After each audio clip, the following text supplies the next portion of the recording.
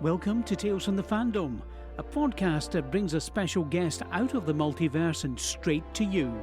And now your host, David Ginsburg. Welcome to Tales from the Fandom, the podcast that brings a special guest out of the multiverse and straight to you. Today's guest is another local Orlando person that lives right around the corner from me, at least I believe so, because she and I found each other on the Cloak and Blaster Gaming Geek and Pub Facebook page, and she has decided to delight our podcast with her fandom talk. Clara is of Mount Moon Cosplay. She's a seamstress and cosplayer. She games, both role-playing game and possibly other games, we'll find out, and she also cosplays. You can find her rolling dice, picking up a controller, or researching new costumes in her spare time. Welcome to Tales from the Fandom, Clara. Hi, thank you. So, like I said, I found you on the Cloak and Blaster Facebook page. Yes. Which is pretty awesome because that place is pretty cool. I haven't been in a while, but I've been meaning to get back there. Yeah, I haven't been in a while either, but yeah, I always like to go over there and check out what board games they have because there's always something new that I haven't tried before. Absolutely, and it's always a great thing to be able to play board games while eating good food and possibly imbibing your favorite beverage. Well, they have some really good beer. Yes, they do. And so, if anyone's listening in the Orlando or Central Florida area, you should definitely check out Cloak and Blaster because not only do they let you borrow board games, but they have like a whole video game room upstairs, and you can kind of join games if people are looking for gamers to join them. True, their entire upstairs is themed after Mass Effect, so like you can't go wrong. No, you can't. Even though I've never played Mass Effect, and I have been shamed for that. Well, I won't shame you. It's okay. Okay, thank you so much. So, Claire, how did you get into the fandom world? What drug you into it? So, well, I've always been into, like, just games, like board games. I played all through high school, weird board games, and I even played a little bit of D&D in high school, but I didn't really, like, connect with the fandom until I was in college. Okay. And this girl that I met kind of, like, dragged me into her, like, tabletop gaming group that she was with.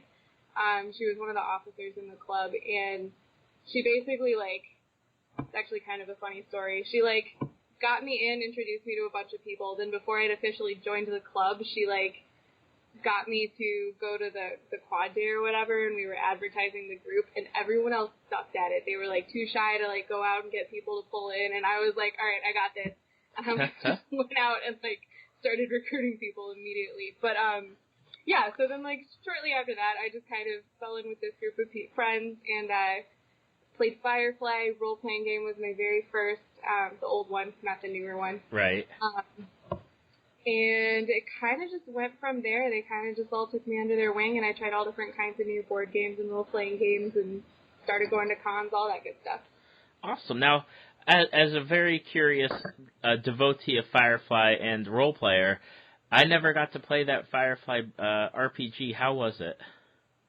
It was, now that I've played other games, it's kind of weird. We ended up having to house rule a lot of things because some of the rules, especially for combat, were just, like, they made no sense.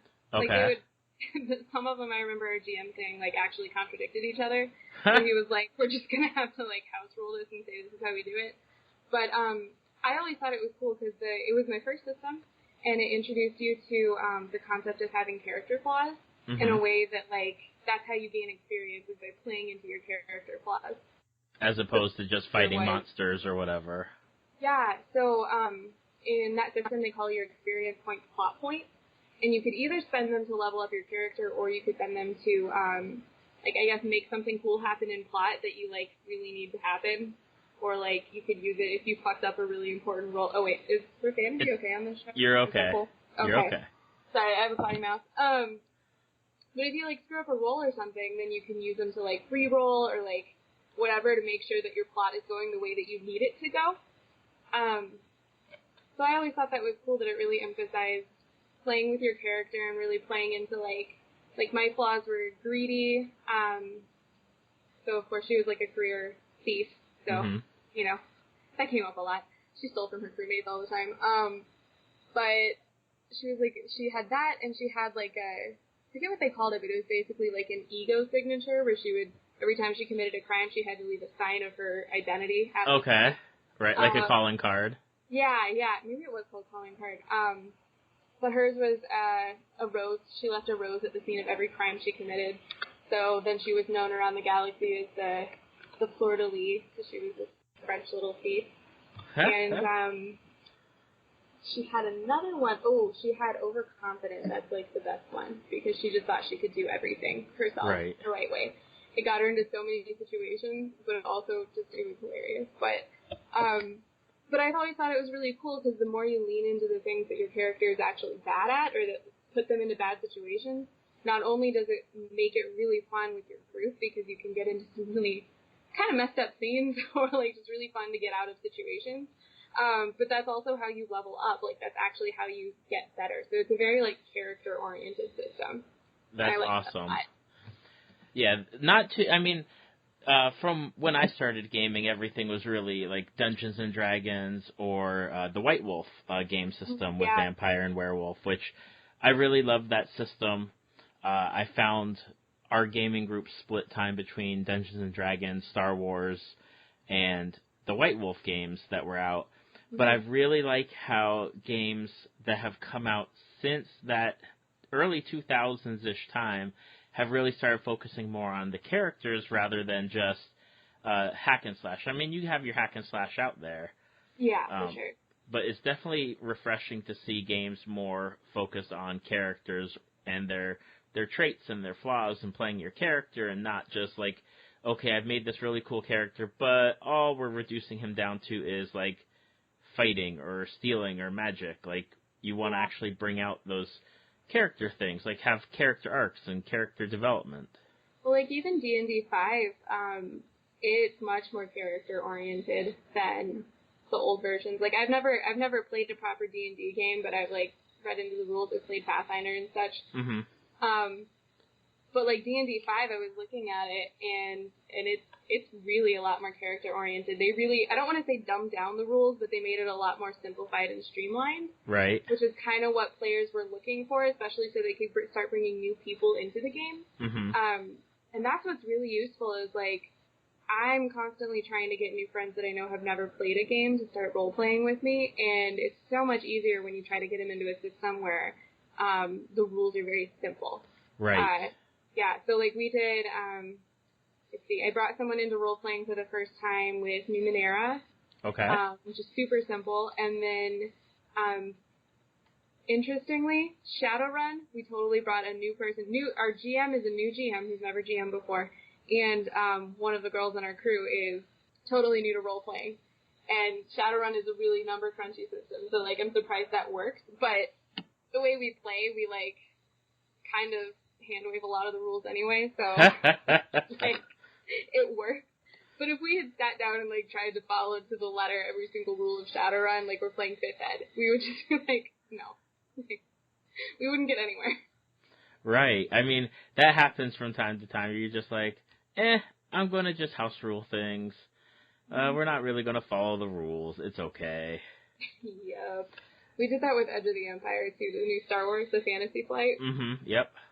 We had to do it because it was like, we'd have all these dice pools that were rolling, and it was great, but then you would, like, never succeed at anything because it's all about, like, what cancels with what. Right. And then we were like, but if this thing that I'm supposed to be really good at isn't working, I feel like it should work sometime. Yeah, exactly. Like, so we ended up doing some house rules. Like, I think it was if you hit 4 successes, or no, it wasn't 4 successes. It wasn't success-based. It was, like, a certain number of dice that you roll, you could basically convert it to an automatic success, I think is how we did it. So that was how, no, it was one of the, like, what do they call it? It's like the crit success, but I can't remember what they call it, because Fantasy Flight names everything stupid. You really do. You have to buy a special dice set to play this game. Like, it's great, but come on. Right. Like, and you have to memorize all these symbols. There's basically like a crit success symbol. If you had one of the dice that was like that leveled up die, you could basically trade that for an automatic success to try and help boost your chances of passing the roll. Like, they made it very hard to win. Gotcha. Yeah, I haven't played that version of the game, and I haven't looked at 5th Ed yet. I've been Sans gaming group ever since I moved down to Orlando about 5 years ago. So I know it's tough because I have books. I kickstart stuff all the time, and I get like these new books. I'm like, gaming. I just want something, but alas, for now, no table, but much reading enjoyment. I totally had that problem because I just moved to Orlando in March. And when I moved here, I had some friends, but I had no idea, like, where to go to game. Like, I live up the street from the Geek Easy. I knew about the Cloak and Blaster. Mm-hmm. So, and I knew there were these kind of, like, cool places where you could find other people that like gaming. Right. What I ended up doing, because I really wanted to play, just anything, really, but, like, my other friend, he wanted to play Pathfinder really bad. So, we actually went and made up some characters in Pathfinder, and made a flyer that had, like, QR codes to our character sheet. Cool. And basically just, like, advertised, like, we need a group. We are sorely without a Pathfinder DM, and we need a group. And, actually, it was one of our flyers that was posted at the Cloak and Blaster is what ended up finding me a DM. Awesome. So, like, it totally works if you just advertise that that's what you're looking for, because in Orlando there's such a good community for it. Like, you'll find someone. I'm going to have to do that then. I'll have to get some flyers out there. Or even just posting online in the group. Yeah. That totally works too. I'll have to try that. Yeah. I mean, I focus on the podcast, so I don't think about gaming. You should. I should. So one of the games that you called out was a game system that I've talked before on this podcast with one of my friends from Charlotte, North Carolina, David Brown, and Jim Ryan. Both podcasts will be out by the time this one comes out. And they are both heavily involved with the Cypher system by Monty Cook Games, and that encompasses Numenera as well as The Strange, and then some more products that are coming out. Mm-hmm. How did you get involved with Numenera? Was it through the Kickstarter originally, or was it you happened to play it somewhere? Well, one of my friends backed it on Kickstarter, and I hadn't heard anything about it, but then all of a sudden he starts talking this up, and, you know, he's talking about the setting. It's all science fantasy, or in the ninth world. It's, like, in this setting where 8 civilizations have risen and fallen, and, like, nobody knows anything about them, and all of this stuff. Like, I just thought there was something so mysterious and awesome about that setting that I just really, really wanted to play in it. Mm-hmm. So then I ended up starting to talk to him about making a character. He walked me through how to make a character. And as soon as I found out that your character in any Cypher system is just an adjective, noun, who, verbs, I was like, all right, I'm in. Like, that is the easiest thing I've ever done in my life. Absolutely. So I made this, like, badass necromancer character, and her name is Nida, and she, like, speaks to the dead and kind of, like, raises souls. She doesn't necessarily reanimate bodies, but I was just having fun making the character. So then he ended up running just a one-shot for me and some of my friends to introduce us all to the system, because none of us had played it before, and we all made up our characters in advance so we could get that practice and, you know, all that. And it was just a lot of fun. I, like, fell in love with the setting just from talking about the lore and stuff, but actually playing it is so easy. Like, you don't have to stop and look up a bunch of rules.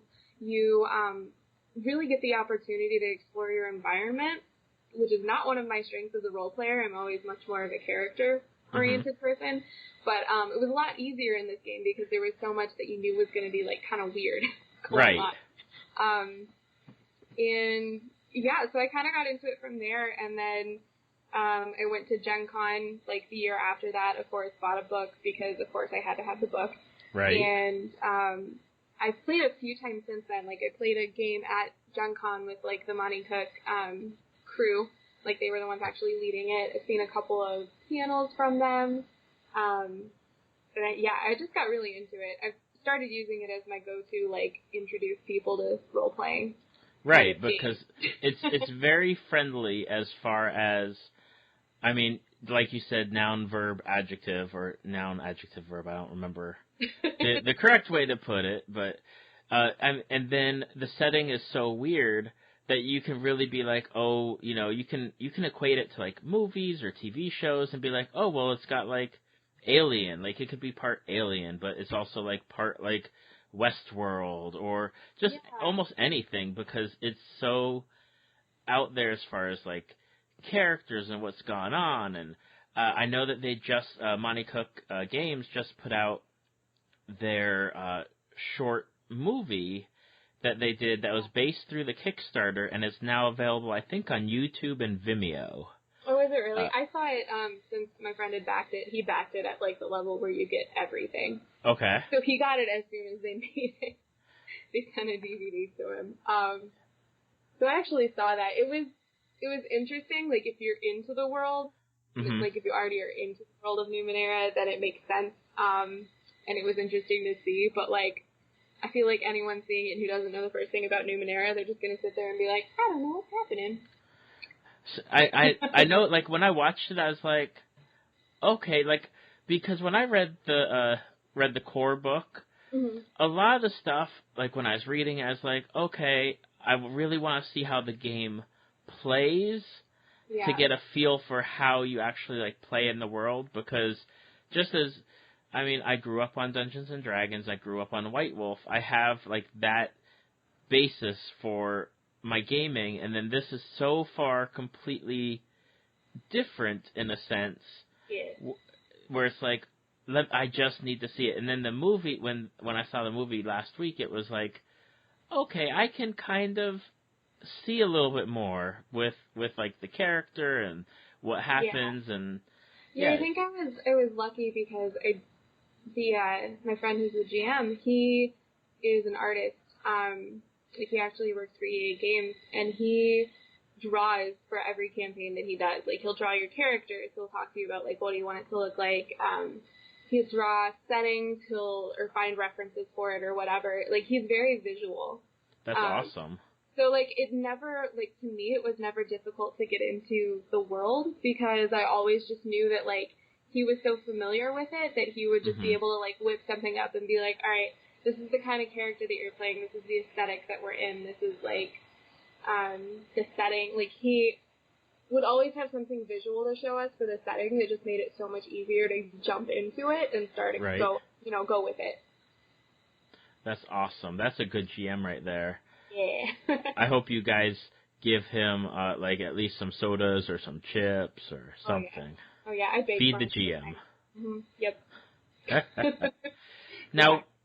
Now, when you're role playing, is there character like classes or races that you tend to gravitate towards, or do you kind of just mix it up each time you get a new character going?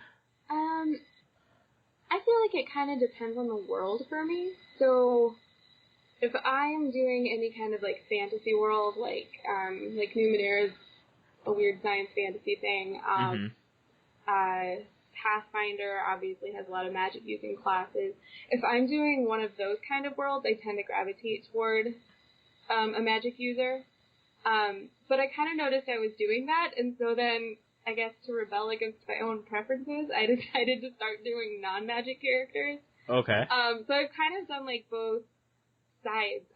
Like I played in this homebrew that one of my friends has been working on for years on developing. That's sort of in the vein, I mean, it's not a D20 system, it runs off of 2D10s, but it's kind of in the vein of like Pathfinder or something. You've got like your feats and your talents and like that kind of stuff. In that system, I realized that I was using a magic user as my default, because when I play like RPGs, video games, and that kind of thing, I usually go toward magic. So then the second game I had an opportunity to play in, the second character I made, I was like, okay, I'm going to make one that, like, straight up cannot use magic. Like, it took a flaw that I could not use any magic. I think it was called, like, Only Human or something. Okay.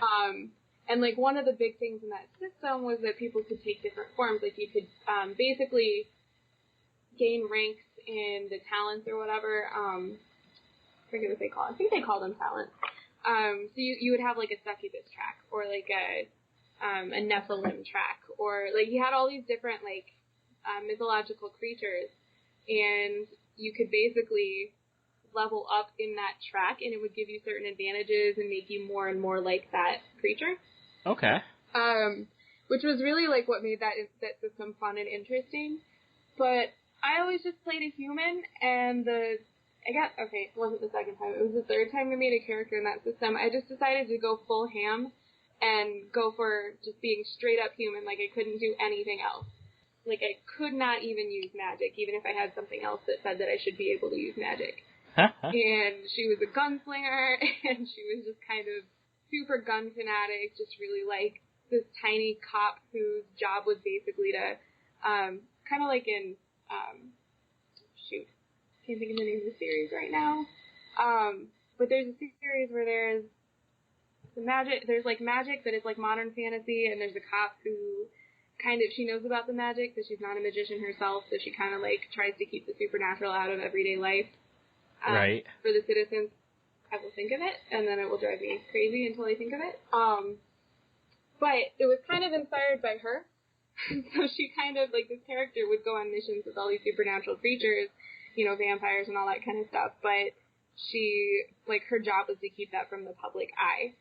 So I played, like, a pretty wide variety just because I realized that my tendency was toward magic users, and just kind of forced myself away from it. Gotcha. I know that for me, when I started, I always played, like, the cleric or, like, a fighter-ish kind of character. Yeah. But when I did White Wolf games, I always enjoyed taking a stereotype. Like, you got, I don't know if you're familiar with, like, the vampire clans, like Bruja. I totally played in a LARP based on that, so... Okay. Yeah. So I had, like, a Bruja character, but he was a historian, like scrawny, oh my God, tiny, like eyeglass wearing, fresh out of college guy who got turned into a Bruja. Or I had a Gangrel character who was very politically active in the Camarilla to try and get like recognition for like all the clan lists that were going on in the city. So I always tried to find something different than, Bruja are all like gangster biker type guys, and Gangrel are all like feral, woodsy people type thing. Like I always tried to find like some little twist on it, so that way it'd be like a character that no one would really expect. Yeah. Yeah, I always kind of wanted to see someone do that with like a Malkavian, because Malkavians were always, like, just batshit. Like, yeah.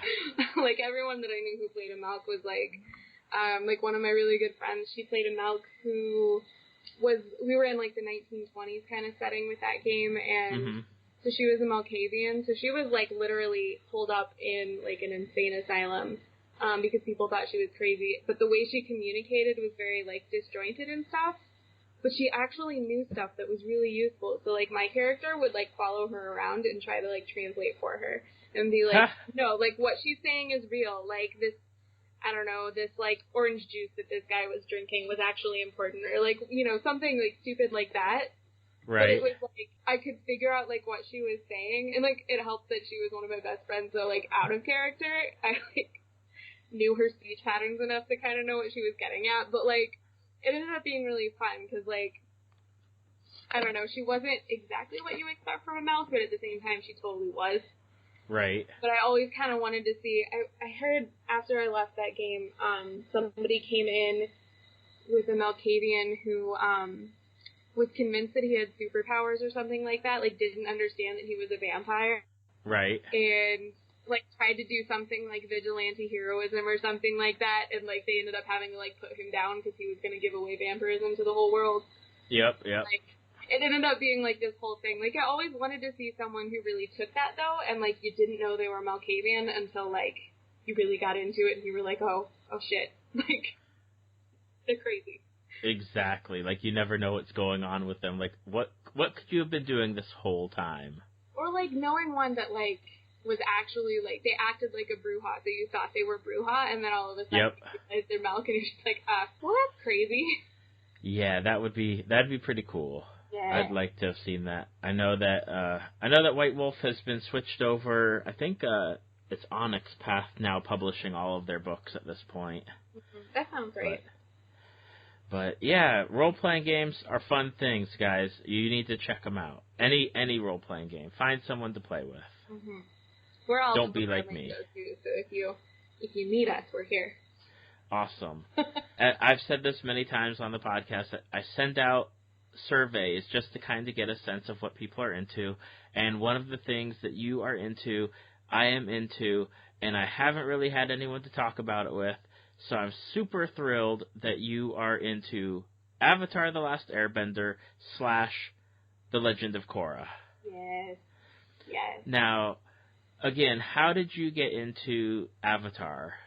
Actually, when The Last Airbender was showing on Nickelodeon, like, I actually just caught it on TV a couple of times, and I was like, oh my god, this show's really good. So then I just kept watching it. And then I kind of lost track of it, and then it showed up on Netflix, so then I marathoned the entire thing. Yes.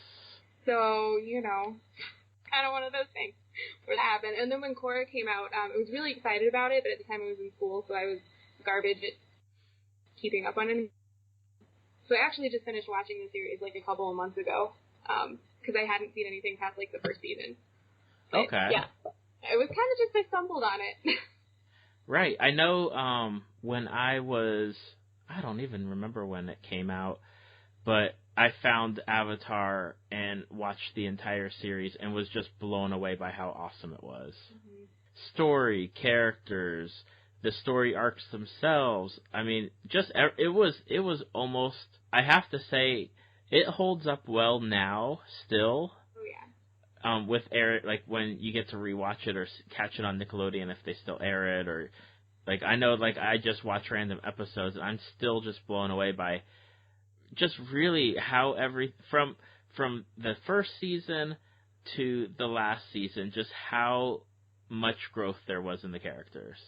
Yeah, and like it's been several years since I've seen the Last Airbender, other than just a handful of episodes here and there. But I remember just feeling like, when I finished the series, I was like, this was such a good story for kids, but it had so much in it. Like, it was taking all of these big things, like, it was talking about war and death and, like, I don't know, just what it means to, like, find yourself and be powerful and, like, all of these really big topics that, like, adults think about. But it was making it accessible for kids, and I just thought that was so awesome that they were able to do that. Because there's not very many shows that do that.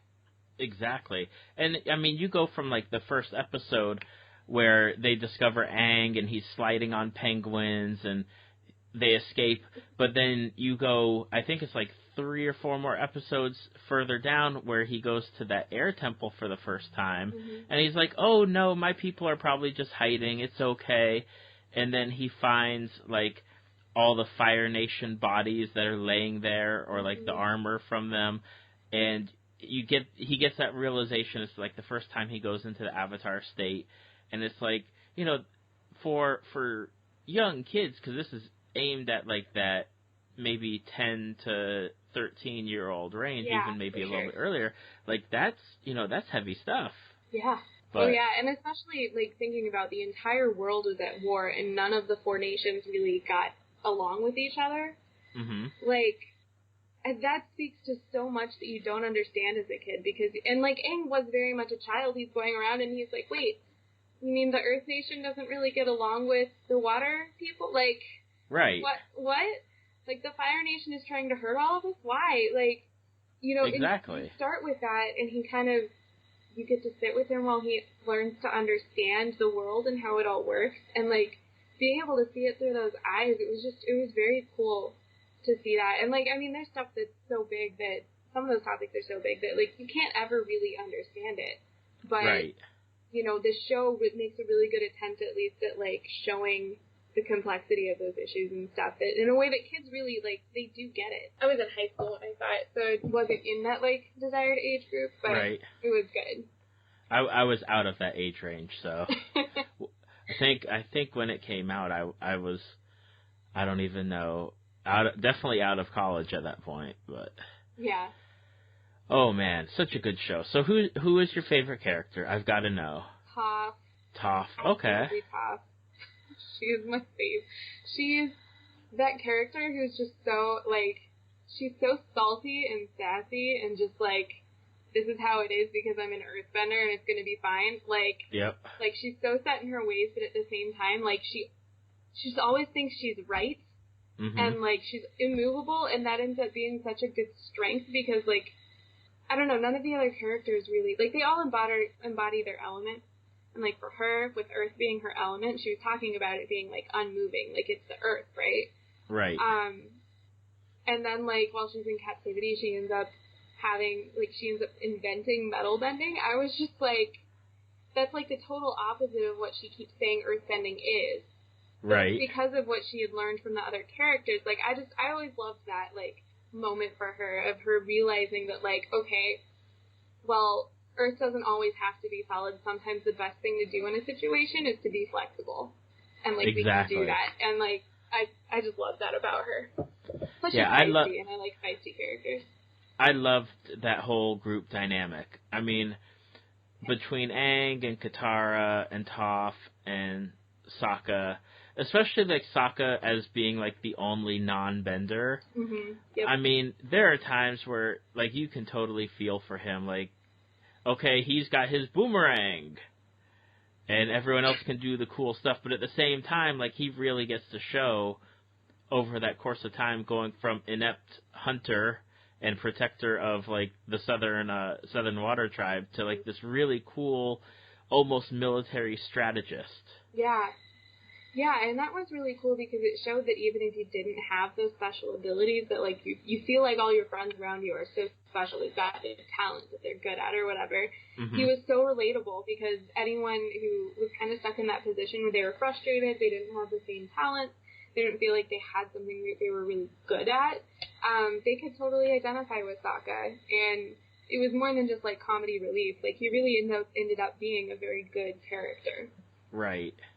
Now, my favorite character was Iroh. I loved Iroh so much. Yeah, he was good. He still, like, just breaks my heart every time I see a meme with him. I'm just like, Iroh. For me, it was kind of the same thing that I liked about him that I liked about Toph, where he, like, learned flexibility. Like, he's a firebender. Like, he's from the Fire Nation, but he ended up, like, with lightning bending, I think he described it as, like, it's like fire bending, but it's like water bending with fire or something is how he described it. Like, it was this weird, like, blend of elements, and he was really talking about, like, with his whole focus on tea and peace and all that kind of stuff, he was really talking about, like, finding ways to work together. Like, yeah, you're different, but that's not necessarily bad. And, like, that was so interesting to me coming from somebody in the Fire Nation when, like, the main characters you see from Fire Nation are, like, Zuko and, like, his sister Azula and, like, you know, like, really crazy, like, bent on destruction and domination and all that stuff. And then you get, like, Iroh over here who's like, I will drink tea and play games with anyone. Absolutely. Like, his first meeting with Toph, and then Toph inviting him, like, to meet the group and everything, and they're all shocked because, you know, he's been after them for a period of time. Mm-hmm. I really liked his interactions with each of them because, you know, there were times, yes, he was going after them really just for Zuko's sake, but he really, like, gave them, like, knowledge and helped them grow and kind of pointed them in the right direction. And, I mean, he was always, like, on that edge of the group. Even when Zuko joined the group, it was kind of nice to see Iroh doing his thing and really just, like, being that, like, calming influence on them and, like, focusing them. Yeah. He helped them grow in a lot of ways. Especially Zuko. Oh, yeah. If you were a bender, what element would you love to be bending? I gotta say, I'm probably a firebender. Okay. But I feel like I would kind of be where Uncle Iroh is, where I'm like, I don't know, I don't fully identify with one more than the others, and I've kind of always been torn between, like, fire and water, so I'd probably be like, my forte would probably be lightning bending, just because of Okay. that. But, like, yeah, I've always, like fire. I'm, like, very decisive, and, like, there's a lot of power to it, but it's also, like, a beautiful thing when you look at it. Like, I don't know, I've always kind of identified with that. But, I don't know. I don't feel like I'm taken down as easily as fire is, so... And water, like, bounces back immediately. So I'm kind of between the two, but I've always felt more like a firebender. Okay. That's doable. And then Korra came out a few years later, and it had its struggles, sadly. Yeah. The first season, it took some time. They definitely, I think they hadn't really decided how they were going to go with having Korra be like an avatar and learning through the system, and with the relationships that she had built during that first season. But I think after the first season it really got strong, like, and it ended amazing. Oh my gosh, the ending was so good. So I have to ask, who's your favorite character from that series? Well, when the show started out, I actually kind of hated Korra, but I ended up really liking her. Especially at the beginning of season 2, I was like, Korra, you're a chode. Like, I don't like you at all. I don't know. It is so hard to pick, because, like, Asami also had her moments. I feel like all of the characters really had their ups and downs. Right. Where it's really hard to pick one that you really like more than the others. Bolin was probably always one of my favorites, because even while he was in, like, the Earth Kingdom army, he still was just, like, good old Bolin, who, like, wanted to do good for everybody, and, like, he was the only person that wasn't, like, fazed by the loneliness and the enemies coming at him and all that stuff. He was just kind of like, alright, we gotta do what you gotta do. Right, exactly. And so probably Bolin. I know that that's one of the things that I enjoyed, was seeing, like, their characters opposed to the really young Aang and Sokka and Katara, where they're like 12-ish, 13-ish, give or take. Like, seeing older characters really, and how the world has changed from Aang's world to, like, this new, and you really focus on I think it's like Central City. It can't be Central City. I think it might be called Central City. I remember it being really unoriginal. Yeah, the main city of where most of Legend of Korra takes place is really just fascinating to see them move from really rural type stuff, with the exception of the Fire Nation, to like a more steampunky kind of world. Yeah, I really loved the world building in Korra, because there was just so much really cool stuff that you saw that kind of came out of, like, Aang's, you know, his efforts to unify everyone, and, like, once he converted Zuko, basically, and, like, all those kind of things, he basically ended up getting the buy-in of all these different nations. And you really get to see that in the city, because you see all of these different people coming together. Like, the police force is, like, all metal benders. And they've got the pro bending, which is the best thing in the whole series, in my opinion. Because it's like when you play Blitzball in Final Fantasy. It's just like, I'm playing this fantasy sport, and it's great, and everything is awesome, and everything, like, doesn't really make sense, but there's rules that do make sense, so it's fine. Yeah, like, that's how I felt with that, and it takes, like, 3 different nations that come together, and then, you make a team based on that, and I just thought that was such a cool, like way of showing that, like, yeah, people are working together that would have never been able to work together in the first Avatar, because none of the nations really interacted with each other. Exactly. And let's just give a shout out to that ending, because I know Nickelodeon had, and they said that they didn't have an issue with the show, but at a certain point they did move Korra off of the network and only released the last few episodes on the internet, and the ending ended with Korra and Asami really establishing their relationship. Yeah, that was which is so awesome. Cool. Well, it was awesome to me because, like, I'm bi, and you never see that on TV. You never see, because Korra's bi. Korra's not even, she's not lesbian, she's not straight. She's straight up bi. She waffles between guys and girls the entire series, and, like, that to me was, like, so cool, because you never see that.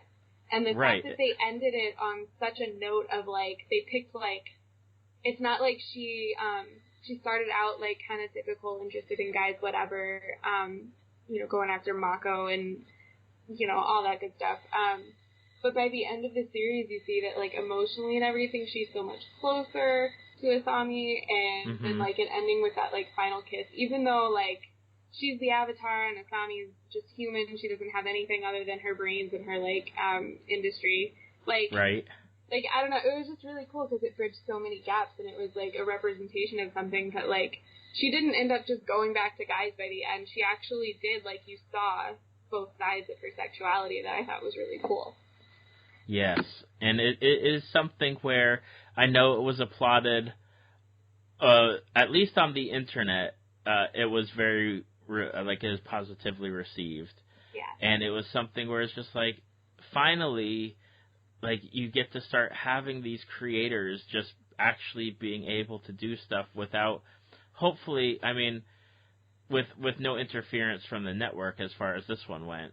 But I know, like, we're not seeing any more Korra at this point. I think they might have some comic books out. I'm not too sure of what's going on. I keep looking at them. I haven't read any of them, but I keep looking at them at the store. They've got comic books out for The Last Airbender and Korra. And I know, like, some of the stories that they have in there are things that they just don't really explore in the series, but they're all, like, supposed to be totally consistent. Gotcha. I know one of the comic books for Airbender was trying to find Zuko's mom. Yeah. Yeah, I really want to read that one. Me too, because that's one of those, like, dangling storylines that I would have loved to have been able to see get resolved and find out more about. Yeah. I think there are a lot more of the Avatar, the Airbender comics than there are of Korra. I think there are maybe only, like, 1 or 2 of Korra right now. But I feel like they're definitely going that direction because of there's just so much more that you can explore in those worlds. And I know they felt restricted by the amount of airtime that they had, and, you know, putting it into, like, 30-minute episodes or whatever that works out to when you take out the commercials. Like, like, they were very restricted in the kinds of stories that they could tell on there. And I know, like, even just from seeing how the world was built in Korra, I know there's so much more that they could do with that there's got to be more coming out. I for one hope so. Yeah. Now, another thing that you're into is cosplay. Of course. Yep. How did you get into cosplay? Well, so the same friend who kind of, like, roped me into tabletop gaming, actually, she was really into cosplay. She'd been cosplaying for years with her sister. And she found out that I sew, and it kind of went downhill from there. She just kind of, like, took me under and was like, you're going to help me make this thing. And I was like, okay, I got you. And next thing I know, I'm cosplaying. So I did my very first one after finding out what cosplay was. The very first costume I did was Ramona Flowers.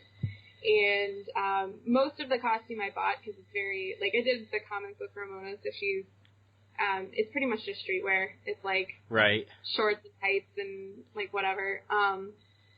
But her handbag is what's really unique about her because she's got the Hammer Space bag. And I actually, like, drafted and sewed that from scratch just, like, on a whim to do the costume. And that was, like, kind of where I got my start. And I realized, you know, it's really fun to come up with, like, how to do these things, like looking at a 2D image and figuring out how that actually works in real life. Pro tip, half the time it doesn't, especially if you watch anime. But, like, figuring out ways to make it work and put it in a costume, like, I just kind of fell in love with it. I've always liked things that are challenging. It's something I've had to work at, but I feel like I had the ability to start, the ability to learn, and I'm so much better than I was, 3-4 years ago when I started. And that's always a good thing. because you're improving on your skills. Yeah. what have you done recently? Like, well, I guess first, how do you pick who you want to cosplay as? Do you pick based on your attachment to the character, or do you pick on the costume, or is it like a mixture of both? It's kind of a mixture of both. I think when I first started, like my first group costume that I did, it was the Mad Hatter for a group from Alice in Wonderland, but it was like a reinvention. Okay. And for me, like, I've always loved the Mad Hatter. So, like, my attachment to the character, as soon as they started talking about, like, yeah, we think we want to do an Alice in Wonderland group, I was like, dibs on the Hatter. Like, I got this. So, like, that's kind of how it is. But sometimes it really is just the costume. Like, there have been several games, especially that I've gotten into because I liked a character's costume so much. Okay. Like, Linkle is probably my favorite costume I've ever done, and I love that character, but I got into it because I was like, wait, Legend of Zelda, there's a female character, I've already got the wig to do this, I, like, accidentally like her one day when I went to, like, bar trivia, and I was just like, I really have to do this character. Like, I just have to. And so it kind of goes both ways for me, where it's like, part of me feels a little cheat saying that I'll just see how cool a character looks and then I want to do the character, but, like, if that's what draws you into a game or a show or whatever, like, I don't really see the harm in that, so. Absolutely. Now, what's been your favorite cosplay to do? I feel like I had the most fun doing Linkle. Okay. It's kind of a toss-up between that and the Hatter, actually. Like, I've done other ones here and there, like, I've done Pikachu, which is always really great if you go to a con where there's a bunch of kids, because they're like, Mom, Dad, it's Pikachu! And they, like, want a picture with you, and it's, like, really heartwarming and adorable. But, like, I guess it's for two different reasons between the two of them. Like, the Hatter was my first group costume. It was the second cosplay I'd ever done. And that costume has evolved so much. Like, as my skills get better, I just keep improving the costume. So to me, it's kind of like even when I see pictures along the way, being able to look at it and see that's where I started with costume design, and now this is where I am, and it's so much better. And loving every single one of them regardless. Like, I really like that character. Plus, I get to make crazy eyes whenever I take pictures of them, so, you know, which is great. It's all about the Love crazy eyes. Yeah. But then Linkle, like, what I love about her is she's the unsuspecting heroine, or, like, that's not the way to say it. She really wants to be the hero. She thinks she's the hero. She definitely thinks she's the hero. But she, like, if you've played Hyrule Warriors Legends, she starts out as this girl who's, like, she hears about, like, war going on in her land, and she's like, oh, I need to go protect people because I am a hero of time. My grandma always told me, and I've got this compass that proves it, and it's great. Like, I'm gonna go save the world. And everyone in her village is like, Linkle, you're crazy. Like, what are you doing? Go home. And she's like, no, I'm gonna go save the world. And she, like, sets out, and she's got a terrible sense of direction, and her compass gets stolen by Skull Kid, and it's like, it's just this, like, adorable little side storyline, and never even really, like, she never meets Link. So, like, as far as she knows, she is the one saving the world, and it's fine. Like, that's so crazy. There's something about her. It's so, like, it's really cute. And, like, especially because, like, her army that she fights with, because it's, like, in the vein of, like, Dynasty Warriors. So you've got your army that you command, and each person kind of commands different things. So, like, most of the Hyruleans, you command, like, Hyrule forces, so it's just, like, knights and people in armor and that kind of stuff. Hers is cuckoo. Like, they're chickens. And she is commanding an army of chickens. That's awesome. And, like, because she's just, like, country girl. Just, like, and then, like, you get side quests, like, during the big battles that you're in, okay, so, like, if you're playing Link or, like, one of the Hyruleans, usually the side quest is you've got, like, a messenger knight who you have to escort from, like, point A where they start on the map to, like, whatever keep they're supposed to end up in. So you're supposed to make sure they get there safely, and it, like, bolsters your forces and stuff. It's not a required thing to do, but it's, like, recommended that you do it. Linkle's, a baby chicken, basically, shows up on the map somewhere. And all it's doing is looking for food, and you just have to escort it to, like, the feeding area and protect it from the bad guys while it's getting there. And, like, it's just, like, the cutest little thing, and she's like, oh my god, I have to go help the baby chick, like, in the middle of combat. Like, it's just so cute that she, like, is sort of childish, and, like, she's really feminine, and, like, she has all of these hilarious flaws. Like, she just literally, like, she's looking at a map, and she's like, I need to go to Hyrule Castle. She goes the wrong way. There's literally a sign in front of her pointing to Hyrule Castle, and she goes the wrong way. Like, that's funny. Like, I'm just like, Winkle, what are you doing with your life? Like, she's probably gonna save the world, and it's gonna be completely by accident, and that's like her character.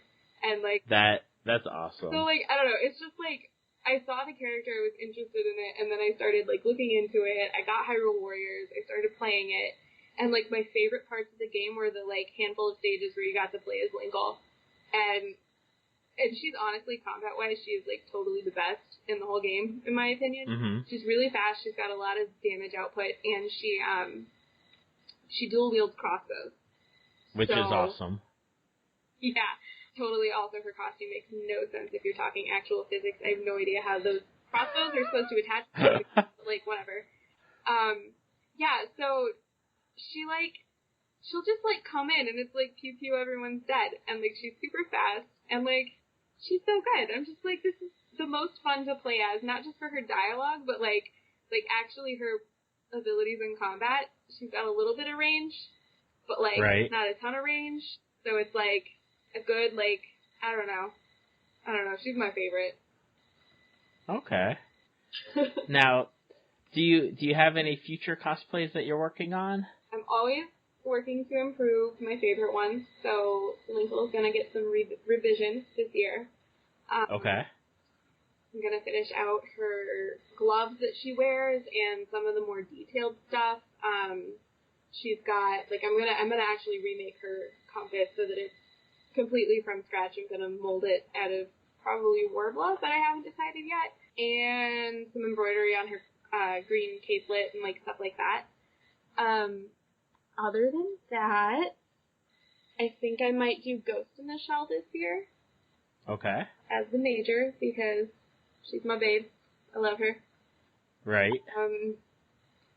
And the only other, like, real solid plan I have is it's a character from The Witcher 3 that I cannot for the life of me think of her name. She's the redheaded one. I can't think of it. I've seen it, but I don't know the characters' names. Yeah, so the funny story about that one is it's another one where one of my friends was like, hey, we should do a costume together. I really like the, like, badass warrior women from Witcher 3. And I was like, I like that redhead. She's my fave. I don't know why, but she's my fave. And they were like, okay. So now I have to play the game. Like, it was literally the character design drawing me into the game again.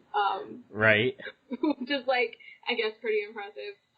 So props to whoever the artist is for Witcher 3. That was some good work. But, yeah, like, that's on my list. I want to do that for Gen Con this year, because it's some different kind of challenging stuff. I'm going to have to, there's, like, a corset base that she wears that it's, like, a brocade, like, golden yellow kind of color. Like, you're never going to find a corset that looks like that. So I get to make it all up. It's going to be good. Oh, fun times. Yeah.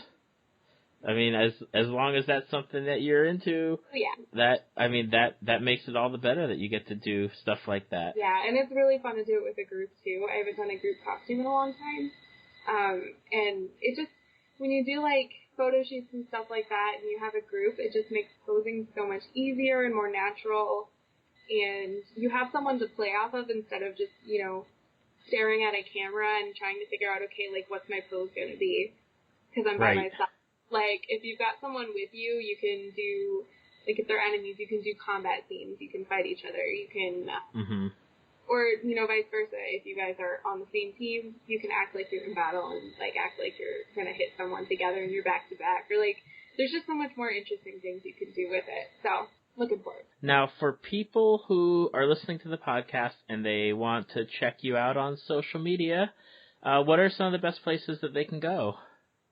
Well, right now, the only place I'm really set up is Facebook. I'm Mt. Moon Cosplay, MT Moon Cosplay, like, you know, Pokemon. Okay. But I am going to be getting a website soon. I don't know the URL. That'll be posted on my Facebook as soon as I have it. I'm working on the design with a friend right now, actually. And yeah, that's pretty much the best place. I'm just starting out as like a cosplay brand, so. Okay. Well, if you get your website up before the podcast comes out, I'll be sure to update the show notes for it, so that way everyone can check it out.